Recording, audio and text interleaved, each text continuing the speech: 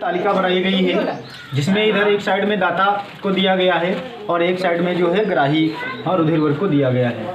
तो यहाँ बच्चों हमें समझना होगा कि कौन सा रुधिर वर्ग किस जो है रुधिर वर्ग को जो है दान कर सकता है या दे सकता है अपना ब्लड, उसको हम ध्यान से समझेंगे। यहाँ पर जो है रुधिर वर्ग को दिया गया, इधर जो है दाता को दिया गया और इधर ग्राही को दिया गया।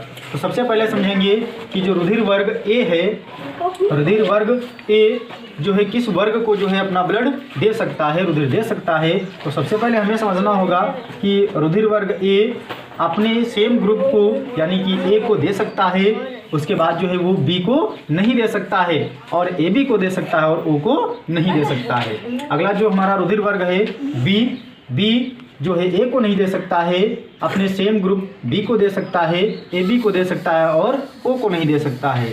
उसके बाद जो है रुधिर वर्ग ग्रुप जो ए बी है वो ए को भी नहीं दे सकता है, बी को नहीं भी दे सकता है, अपने सेम ग्रुप जो है ए बी को दे सकता है और ओ को भी नहीं दे सकता है।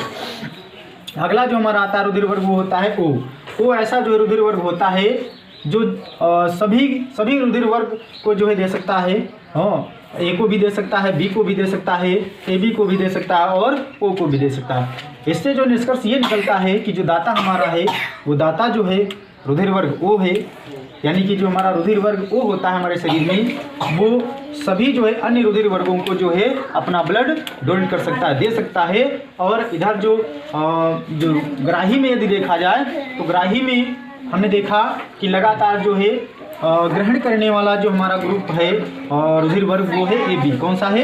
ए बी, क्योंकि यहाँ पर आपने देखा कि सारे जो है टिक ए बी के सामने लगे हैं, यानी कि ए बी जो है समस्त अन्य जो है ब्लड ग्रुप को जो है अपने अंदर ग्रहण कर सकता है, ले सकता है। और इधर यदि हम ओ में देखेंगे तो ओ यानी कि ओ में देखेंगे नीचे तो सभी में टिक लगा, यानी कि जो ओ ब्लड ग्रुप है ये दाता ऐसा दाता है कि अन्य सभी जो है ब्लड ग्रुपों को जो है अपना रुधिर दे सकता है। बच्चों यहाँ ध्यान ये देना होगा, ऐसा क्यों यहाँ पर बताया जाता है?